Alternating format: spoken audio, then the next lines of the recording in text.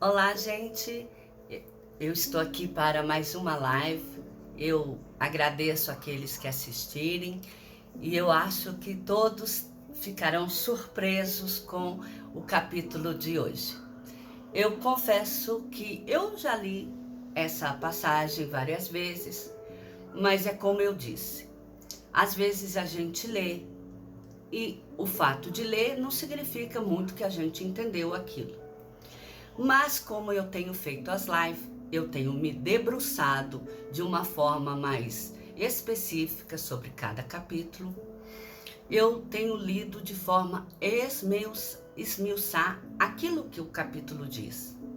E sempre com louvor, sempre com oração e pedindo que Deus me instrua o que aquilo quer dizer.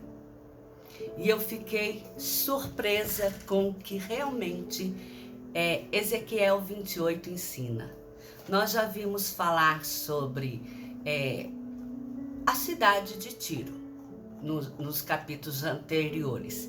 Primeiro nós vimos que Deus entregou a Ezequiel uma profecia que deveria ser dita na cidade de Tiro. Depois, no Ezequiel 27, foi mencionado a lamentação que o povo faria com aquilo que aconteceu com a cidade de Tiro. E esse capítulo de hoje, ele vai falar especificamente uma profecia contra o rei de Tiro. Então nós vamos saber quem na verdade é este rei. Bom, a princípio eu informo que, olhando nos registros antigos, históricos, nessa época quem governava em Tiro era um rei chamado Irão. E ele começa dizendo assim: disse o Senhor, filho do homem, dize ao príncipe de Tiro, diz o Senhor Deus, visto que se eleva o teu coração e dizes, eu sou Deus, sobre a cadeira de Deus me assento no coração dos mares, e não passas de homem, e não és Deus, ainda que sinta teu coração como se fora o coração de Deus. Quer dizer, mesmo que ele seja mais sábio que Daniel, que não há segredo algum que se possa esconder dele, que a sua sabedoria e entendimento alcançar poder e adquiriste ouro e prata nos teus tesouros, ainda que pela extensão da sua sabedoria no comércio aumentaste as suas riquezas e por causa delas se eleva teu coração, assim diz o Senhor, visto que estimas o teu coração como se fora de Deus, trarei sobre ti o mais terríveis estrangeiro dentre as nações, os quais desembainharão a espada contra a formosura da tua sabedoria e a mancharão o teu resplendor.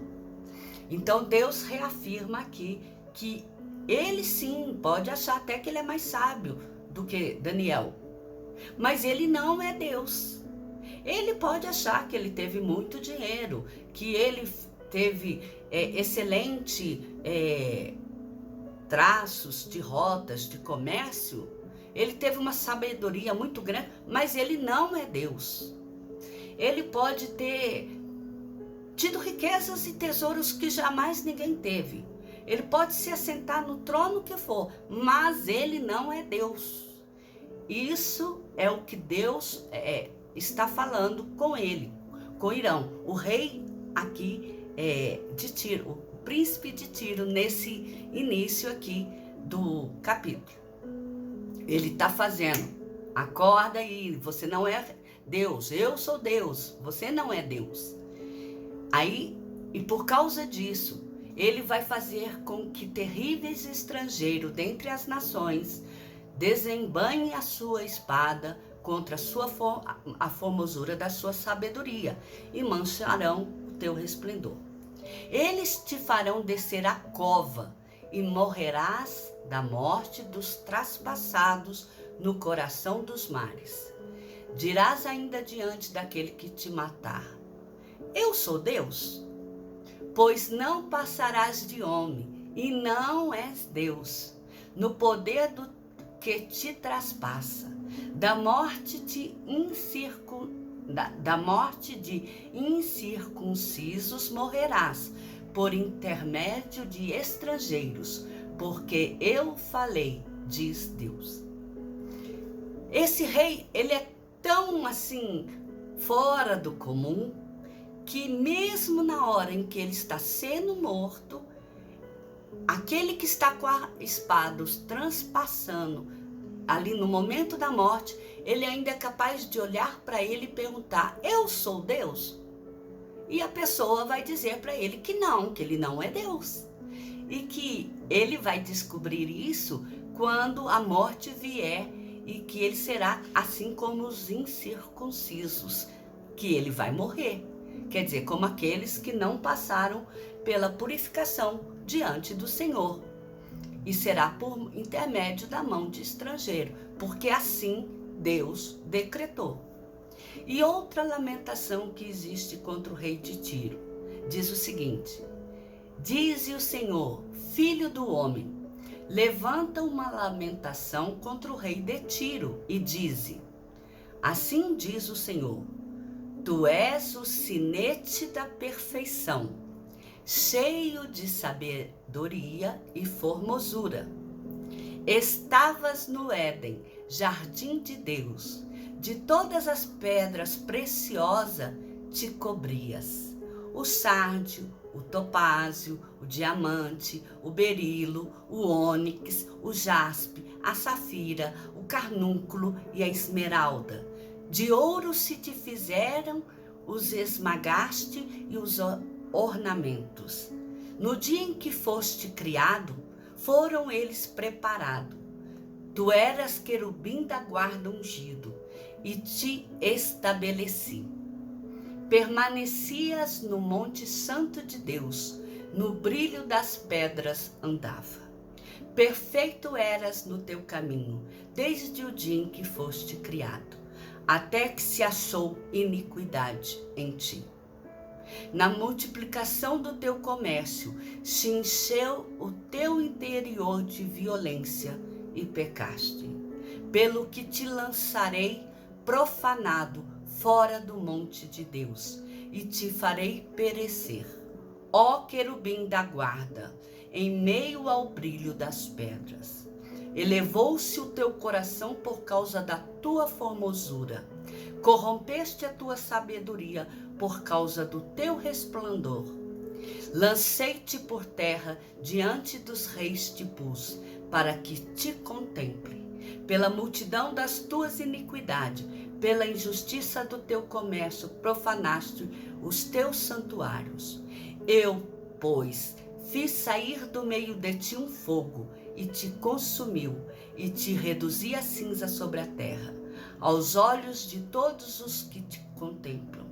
Todos que te conhecem entre os povos estão espantados de ti. Vens a ser objeto de espanto, e jamais subsistirás. Como se pode observar por essa narrativa, que eu fiz questão de ler direto, sem parar um único momento, este rei de Tiro é Satanás, é Lúcifer. Quer dizer que Tiro, na verdade, foi uma cidade que Deus criou apenas para tratar do pecado de Jerusalém. E essa cidade, ela foi criada, inclusive, para receber Satanás, Lúcifer, que caiu do céu por se corromper no seu coração e no seu desejo. Porque ele, de tanto tomar conta das belezas e da formosura que existia ali no jardim que Deus criara, no céu, por ele ser o sinete, o símbolo da perfeição de tudo que Deus fez, a iniquidade entrou no coração dele, e por isso ele tanto questionava e achava que era Deus. porque ele queria ser Deus, mas ele não era. Como aqui mesmo mostra no decorrer dessa leitura, ele foi obra criada por Deus. É uma criação que quis tomar o lugar de Deus. Por isso Deus fez com que ele fosse caído, lançado de onde ele estava, do Éden, ali junto a tantas pedras preciosas, e viesse cair no coração do mar, no mais profundo do abismo. E por isso que fala que os reis te pus para te contemplarem. Sim, muitos contemplam a beleza daquele reino, achando que aquilo é tudo de melhor, aquilo é tudo o que eles sonham ter. Mas eles não sabem que no fundo, aquilo que eles desejam ter é só aparência, é só perdição. Porque aquilo na verdade não é uma cidade que é digna de ser exemplo de ninguém. Porque aquele não é um rei que é modelo de reinado para ninguém. Pelo contrário, aquilo não passava de um usurpador, de uma pessoa que foi criada para servir ao Deus verdadeiro e de repente, por causa da sua bela formosura, por causa do seu grande conhecimento, da sua capacidade na arte de comércio, ele passou a achar que era mais importante do que o próprio Deus e queria se assentar no trono de Deus. Mas o Senhor o fez cair e cair com fogo consumidor e o reduzirá a cinza sobre a terra.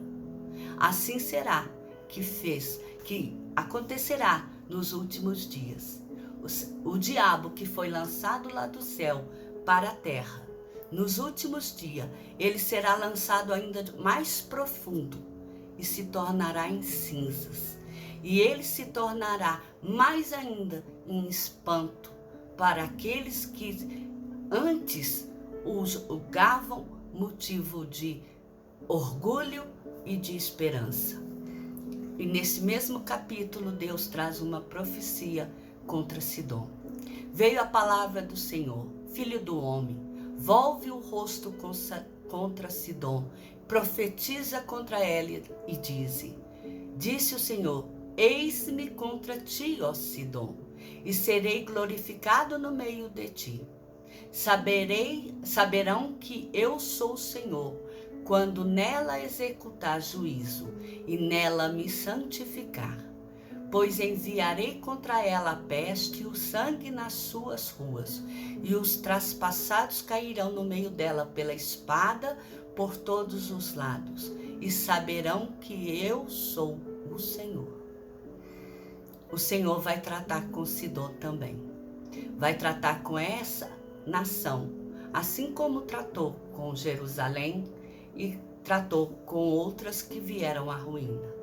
E o capítulo continua: para a casa de Israel já não haverá espinho que a pique, nem abrolho que cause dor entre todos os vizinhos que a tratam com desprezo. E saberão que eu sou o Senhor Deus. Assim diz Deus: quando eu congregar a casa de Israel dentre os povos entre os quais estão espalhados, e eu me santificar entre eles perante as nações, então habitarão na terra que dei a meu servo, a Jacó. Habitarão nela seguro, edificarão casas, plantarão vinhas. Quando eu executar juízo contra todos os que tratam com desprezo ao redor deles, e saberão que eu sou Deus. Não se falará mais de Tiro, porque aqui ficou esclarecido que Tiro é um reino em que Satanás, ele governa. É ele que faz com que Israel, ele cometa pecados, que esse povo se desvie do caminho do Senhor. Mas quando o Senhor derrubar por terra o rei de Tiro e tirar a máscara e que todos contemplarem e verem que ele é Lúcifer, Satanás, Israel será reconstruído, porque aqueles que sobrarem, eles serão ajuntados novamente. E a terra que o Senhor prometeu a Abraão, Isaque e Jacó, que é Israel, essa se formará de novo. E nela não haverá mais juízo contra eles. Não haverá mais quem trate com desprezo ao redor dele, porque todos saberão que eu sou Deus. O Senhor mostra que o que ele prometeu a Israel, ele vai cumprir. Que Israel é a menina dos olhos de Deus. Ela pode passar por inúmeras aflições. Ela pode ser castigada inúmeras vezes. Mas Deus ama este povo. E é dele que Deus quer para si. E quando Deus formar esse novo lugar para eles se ajuntarem e morar, ali eles terão casa segura, eles edificarão suas casas, plantarão vinhas, e ali haverá juízo e justiça. E não haverá mais desprezo da parte de ninguém. Eu espero que esse capítulo fale muito ao seu coração. E aguardo vocês para a próxima live, quando abordaremos o capítulo 29. Amém?